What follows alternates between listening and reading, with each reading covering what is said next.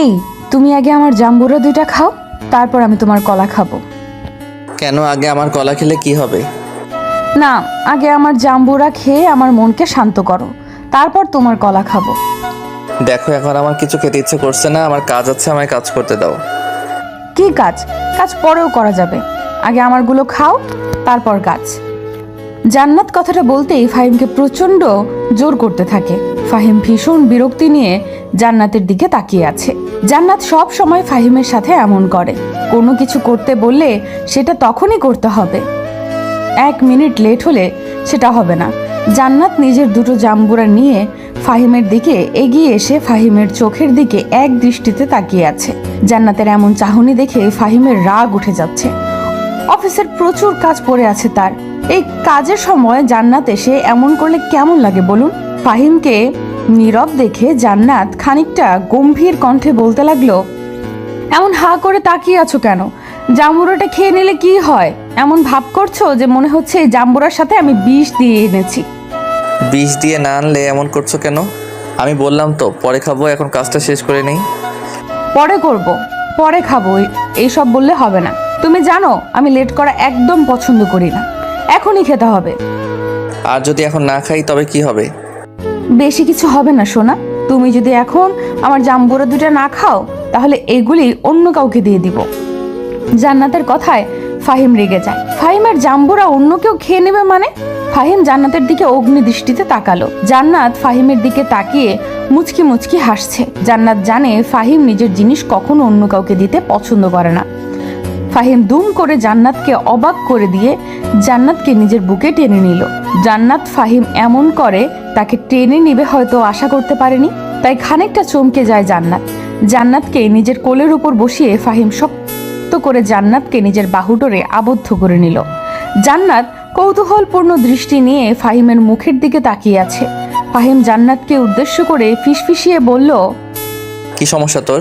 যেটা আমি কখনো কোনোদিন সহ্য করতে পারবো না সেটা কেন বারবার আমার কানের কাছে বলিস তুই?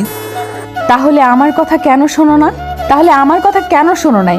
এই জাম্বুরাগুলো কত কষ্ট করে নিয়ে এসেছি তোমার জন্য, জানো সেটা? তারপরও এখনো খেতে চাচ্ছ না। আমি কতক্ষণ আর সহ্য করবো? দাও, আমার অনেক কষ্ট করে নিয়ে আসা জাম্বুরা দুটো, ওই দুটো খেয়ে আমি অন্য জাম্বুরা খাবো। সেটা আবার কোনটা? ও মা, জানো না কোনটা? জানি না তো, বলো না কোনটা। জান্নাতের কথাটা শেষ হতেই ফাহিম জান্নাতের বুকের দিকে তাকালো। জান্নাতের বুকের দিকে গভীর দৃষ্টিতে তাকিয়ে ফাহিম এক অদ্ভুত রহস্যজনক হাসি দিল। ফাহিমের এই দুষ্টু হাসির মানে জান্নাত বেশ বুঝতে পারছে। আর বুঝতে পারবেন নাহি বা কেন? ফাহিম তার স্বামী হয়, আর জান্নাত নিজের স্বামীর হাসি, খুশি, আনন্দ, দুঃখ এসব যদি তার মুখের দিকে তাকিয়ে না বুঝতে পারে তবে কিসের ভালোবাসা? জান্নাত ফাহিমের দিক থেকে লজ্জায় চোখ নামিয়ে নিয়ে মৃদু কণ্ঠে বলে উঠল, চাও দুষ্টু, সবসময় তোমার মাথায় দুষ্টু বুদ্ধি গুলো চেপে থাকে। আমি কথা দুষ্টামি করলাম? এখনো তো কিছু করিনি সোনা, যখন করব তখন দুষ্টু বলবে, ঠিক আছে? ঠিক নেই, কারণ তোমার চোখ জোড়া এখনই দুষ্টুমি করা শুরু করে দিয়েছে। ওই চোখের ভাষা আমি বুঝতে পারি জনাব। বুঝতেই যখন পাচ্ছ তখন দূরে বসে আছো কেন? এসো আমার সাথে একদম লেপ্টে যাও সোনা। ফাহিম কথাটা শেষ করতেই জান্নাতের কোমরে হাত বুলিয়ে দিতে লাগলো। জান্নাত ফাহিমের হাতের পরশ পেতেই যেন নিজের মধ্যে এক অদ্ভুত ভালো লাগা অনুভব করতে লাগলো।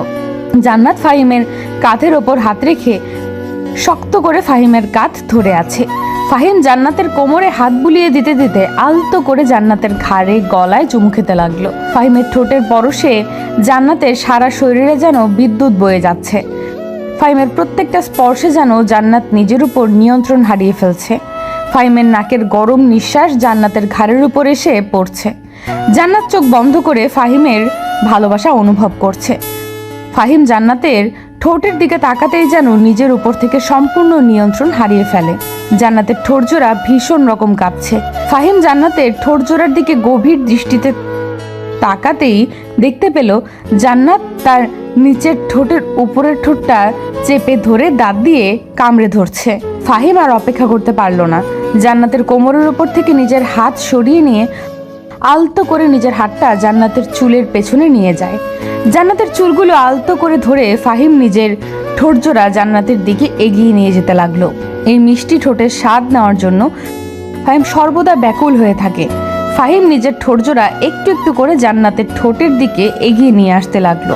ফাহিমের গরম নিঃশ্বাস এখন জান্নাতের মুখের উপর এসে পড়ছে। জান্নাত যেন ফাহিমের ঠোঁটের স্পর্শ পেতে আর অপেক্ষা করতে পারছে না। ফাহিমের ঠোঁটের সাথে জান্নাতের ঠোঁট ছুঁই ছুঁই হয়ে আসতেই দুম করে ফাহিমের রুমের দরজায় নক করার শব্দ ভেসে এলো।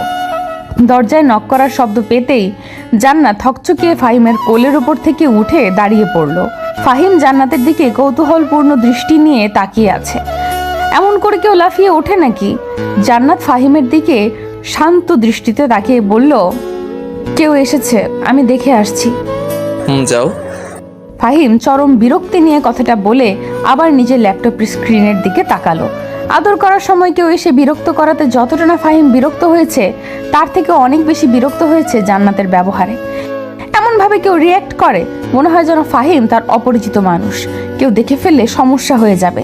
জান্নাত দরজাটা খুলে দিতেই দেখতে পায় ফাহিমের ছোট বোন ফারিহা এসেছে। দরজা খুলতেই ফারিহা তার ভাই ফাহিমকে উদ্দেশ্য করে বলতে লাগলো, এই ভাইয়া, তুই এখনো কাজ করে যাচ্ছিস? বলি, আমায় যে কলেজে ছেড়ে দিয়ে আসতে হবে সেটা কি তুই জানিস না? ভুলে গেছিস নাকি? ও তাই তো, একদম ভুলে গিয়েছিলাম। তুই ফ্রেশ হয়ে রেডি হয়ে নে, আমি আসছি। আর কত ফ্রেশ হব? আমি তো ফ্রেশ হয়ে রেডি হয়ে আছি, তুই তো এখনো ফ্রেশই হসনি। আহা পাগলি বোন আমার, তুই জানিস না আমার ফ্রেশ হয়ে রেডি হয়ে নিতে জাস্ট 2 মিনিট লাগে। ওয়েট, এখনই আসছি আমি। ফাহিমের কথাটা শেষ হতেই ফাহিম নিজের জায়গা থেকে উঠে পড়ল। ফারিহা তার ভাবি মানে জান্নাতের দিকে তাকিয়ে ব্রু কুচকে বলল, কি ভাবি, তুমি আমার ভাইটাকে ভালো করে টাইট দিতে পারো না? দেখছো কেমন অনিয়ম করে চলেছে? তুমি কিছু বলো না দেখেই এমন। দিব টাইট। তোমার ভাই নিজেই তো আমায় সবসময় টাইট দিয়ে রাখে, ওকে কিছু বলতে গেলে আমায় আরো 10,000 কথা শুনিয়ে দেয়। নিজের স্বামীকে টাইট দিয়ে না রাখতে পারলে তো তোমায় কথা শোনাবেই। শোনো ভাবি, ভাইয়াকে আমি ভালো করে জানি, ও তোমায় অনেক ভালোবাসে। তাই তোমার উপর যখন ছাড়ে দিবে ঠিক তখনই তুমি উল্টো ছাড়ি মারবে, বুঝলে? বুঝলাম পিচ্চি বোনটা আমার। এখন পাকা কথা না বলে যাও, ভালো করে পড়াশোনা করো। জান্নাত আর ফারিহার কথার মাঝেই ফাহিম চলে আসে। ফাহিম এসে ফারিহা আর জান্নাতের কথাগুলো আবছা শুনে তাদের উদ্দেশ্যে বলতে লাগলো, কি কথা হচ্ছে আমায় নিয়ে? গোপনে কথা বলার থেকে সামনাসামনি কথা বলা উত্তম। কিছু না ভাইয়া, চল, লেট হয়ে যাচ্ছে। ও প্রাইভেট কথা মনে হয়। আচ্ছা চল, বলবি যখন না, তখন আর জোর করে কি হবে। ফাহিম খোঁচা মেরে কথাটা বলে ফারিহাকে নিয়ে বাড়ি থেকে বেরিয়ে যায়। ফারিহাকে কলেজে পৌঁছে দিয়ে ফাহিম নিজের বাড়ির দিকে ব্যাক করলো। বাড়ি আসার পথে হঠাৎ করে ফাহিমের চোখ পড়লো একটা ফুচকার দোকানে। জান্নাত ফুচকা খেতে ভীষণ পছন্দ করে, তবে রাস্তায় এসে মুখোশ খুলে দাঁড়িয়ে দাঁড়িয়ে ফুচকা খাওয়া যেন তার কাছে অসম্ভব ব্যাপার। জান্নাত শুধুমাত্র তার নাম নয়, ওর কাজও জান্নাতের মতো। সব সময় পর্দা করে চলে জান্নাত। এই জন্যই জান্নাতের প্রতি তার ভালোবাসা আরো প্রবলভাবে বেড়ে যায়। ফাহিম গাড়িটা রাস্তার পাশে পার্ক করলো, অতঃপর জান্নাতের জন্য ফুচকা নিয়ে নিল সে। জান্নাতের জন্য ফুচকা নিয়ে ফাহিম আবারও গাড়ি নিয়ে বেরিয়ে পড়ল। বাড়ি এসে ফাহিম নিজের রুমে বসে অপেক্ষা করছে জান্নাতের। দুবার জান্নাতকে ডেকেও ছিল ফাহিম, তবে জান্নাত আসেনি। কারণ এখন জান্নাত তার আদরের জামাইয়ের জন্য রান্না করছে, আর রান্না করার সময় জান্নাত বিরক্তি একদম পছন্দ করে না। ফাহিম মিনিট 10 অপেক্ষা করতেই তার অপেক্ষার প্রহরের অবসান হয়। জান্নাত চলে এসেছে ফাহিমের রুমে, তবে এসে জান্নাত নিজের কোমরের উপর হাত রেখে ব্রু কুচকে ফাহিমকে উদ্দেশ্য করে বলে, এমনভাবে আমায় ডাকছো কেন? তোমার জন্য রান্না করার সময় আমি একটু শান্তিতে রান্নাও করতে পারি না। ওই আমি ডাকলে তোমার রান্নায় অসুবিধা হয় কেমন করে? ডাকার পরেও তো আসো না, সেই তো রান্না শেষ করে তারপর আসো। তাহলে আমি তোমায় বিরক্ত কেমন করে করলাম? এই যে যখন তুমি আমায় ডাকো তখন আমার মনটা ভীষণ বিচলিত হয়ে যায়। তখন হয়তো আমি তোমার জন্য যত্ন করে রান্না করার চেষ্টা করি, তবে মন দিয়ে ভালোবেসে রান্নাটা করতে পারি না। কারণ তখন আমার দেহ হয়তো রান্নাঘরে থাকে, তবে আমার মনটা থাকে আপনার কাছে। ওরে বাবা, তাই নাকি? কোথায় আমার আদরের বউটা কোথায়? এদিকে আসো সোনা, তোর মনটাকে নিয়ে যাও তোমার কাছে। সরি, আমি আসতে পারবো না, কারণ আমি যেটা একবার দিয়ে ফেলি সেটা আর কখনো ফেরত নেই না। ও তাই নাকি? জি জনাব, একদম তাই। আচ্ছা ঠিক আছে, তবে আমার মনটা নিয়ে যাও। তোমারটা আমার কাছে থাক আর আমারটা তোমার কাছে, কেমন হবে? কচুর মতো হবে। আমায় এত জরুরি তলব দিয়ে ডাকছো কেন? কথায় কথায় তো সেটাই জানা হলো না। কেন ডেকেছি তা জানতে হলে এখনই আপনাকে আমার কাছে এসে বসতে হবে জান। তারপর আপনি নিজে দেখে নিন কেন ডেকেছি। ওকে, আসছি আমি। আমারও তো দেখতে হবে জনাব কেন আমায় ডেকে আমার সুন্দর হাতের রান্না খারাপ করলো। জান্নাত মুচকি হাসি দিয়ে ফাহিমের দিকে এগিয়ে এলো। ফাহিম জান্নাতের চোখ বরাবর দৃষ্টিপাত করে আছে। জান্নাতের ঠোঁটের কোণে লেপ্টে থাকা হাসিটা ফাহিমের ভীষণ প্রিয়। জান্নাত ফাহিমের কাছে আসতেই ফাহিমের দিকে প্রশ্নসূচক দৃষ্টিতে তাকালো। ফাহিম টেবিলের ওপর থেকে ফুচকার প্যাকেটটা জান্নাতের দিকে এগিয়ে দিতেই জান্নাত ফাহিমকে উদ্দেশ্য করে বলতে লাগলো, এটা কি? আপনাকে নিয়ে আমি আর পারি না। আপনাকে কতবার করে বলেছি বাইরে গেলে আমার জন্য কিছু নিয়ে আসবেন না, আপনি সাবধানে চলাফেরা করবেন, কিন্তু কে শোনে আমার কথা? আরে শোনা, আগে আমার কথাটা তো শোনো। আগে খুলে তো দেখো কি নিয়ে এসেছি। কোথায় দেখি কি নিয়ে এসেছেন? কোনো উল্টাপাল্টা জিনিস হলে দেখবেন আপনার কি অবস্থা করি আমি। জান্নাত কথাটা বলতে বলতে প্যাকেটটা খুলে ফেললো। প্যাকেট খুলতেই জান্নাত দেখতে পেল তার স্বামী তার জন্য ফুচকা নিয়ে এসেছে। এই গরমের মধ্যে জান্নাতের মনটা বড্ড ফুচকা ফুচকা করছিল। ফাহিম যেন তার মনের কথা আগে থেকেই বুঝতে পেরে গেছে, তাই তো ফুচকা নিয়ে এসেছে ফাহিম। ফুচকা দেখতেই জান্নাতের ঠোঁটের কোণে মিষ্টি হাসি উকি দিল। ফাহিম জান্নাতের দিকে তাকিয়ে মৃদু কণ্ঠে বলল, কি হলো? ঠিক জিনিস এনেছি তো। তোমায় এসব আনতে কে বলেছে? সব সময় তুমি আমার জন্য কিছু না কিছু নিয়েই বাসায় আসবে, এমন করো কেন? হ্যাঁ, তোমায় অনেক ভালোবাসি তাই এই ছোট্ট ছোট্ট গিফট নিয়ে আসি। জানি ওগুলো তোমার কাছে অতি সামান্য কিছু হতে পারে, তবে এই জিনিসগুলোতে আমার ভালোবাসা আছে। পাগল একটা। যখন বললে এই জিনিসগুলোতে তোমার ভালোবাসা আছে, তখন এই জিনিসগুলো আমার কাছে সামান্য কি করে হয়? তোমার ভালোবাসার কোনো মূল্য হয় না, ওটা অমূল্য। হয়েছে হয়েছে, এখন কথা না বাড়িয়ে ফুচকাগুলো টেস্ট করে দেখো তো কেমন হয়েছে। ভালো হয়েছে নাকি খারাপ হয়েছে সেটা জানতে হবে তো আমায়। আমি জানি এই জিনিসগুলো খুব ভালো হয়েছে, কারণ এই প্রত্যেকটা জিনিসে তোমার ভালোবাসা আছে, আর যেই জিনিসগুলোতে ভালোবাসা থাকে তা কখনো খারাপ হতে পারে না। জান্নাত কথাটা শেষ করতেই ফাহিমকে দেখিয়ে দেখিয়ে ফুচকা খেতে লাগলো। ফাহিম তার স্ত্রীর এমন পাগলামি দেখে মুচকি মুচকি হাসছে। ফুচকাগুলোতে বেশি বেশি টক দিয়ে একদম পূর্ণ করে জান্নাত খেতে লাগলো। সব সময় জান্নাত ফুচকা এমন ভাবেই খায়। জান্নাতের খাওয়া দেখে ফাহিমের জিভে জল চলে আসলো। ইচ্ছে করছে ফাহিমের ওই ফুচকার স্বাদ খানিকটা ভিন্নভাবে গ্রহণ করতে। ফাহিম জান্নাতের দিকে এক দৃষ্টিতে তাকিয়ে থাকতেই জান্নাত প্রশ্নসূচক দৃষ্টিতে ফাহিমের দিকে তাকিয়ে বলল, এমন ভাবে তাকিয়ে আছো কেন? তোমার নজর পড়লে আমার পেট খারাপ হবে তো। আরে শোনা, হবে না। আমার নজর কি খারাপ নাকি? আমি ভালো নজরেই তোমার দিকে তাকিয়েছি। হ্যাঁ হয়, জানি আমি। এমন ভাবে তাকিয়ে আছো যে মনে হচ্ছে আমার আগে তুমি গিলে খাবে। আচ্ছা নাও, তুমিও একটু টেস্ট করে দেখো কেমন খেতে হয়েছে। না না, আমি খাবো না। এটা তোমার জন্য নিয়ে এসেছি যখন, তখন তুমি খাবে। আমি শুধু দেখবো আমার পিচ্চি ফাজিল বউটা কেমন করে খায়।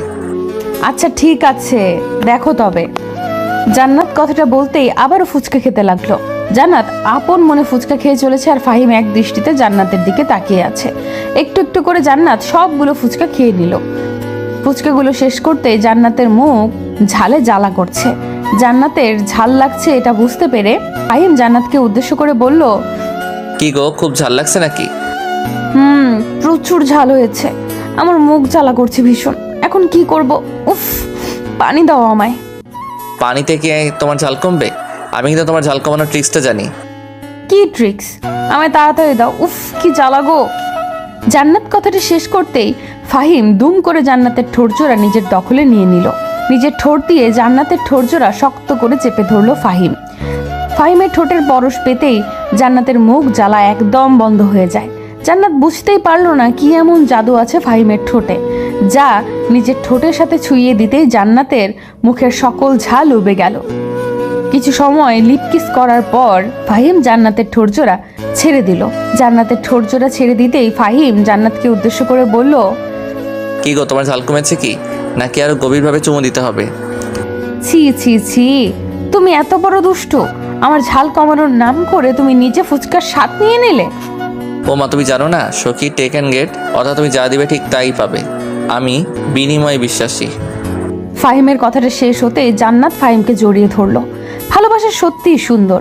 স্বামী স্ত্রীর ভালোবাসার মাঝে কোনোদিন কোনো পাপ থাকে না। এটা পবিত্র ভালোবাসা। এমন সব পবিত্র ভালোবাসা বেঁচে থাকুক যুগ যুগ ধরে।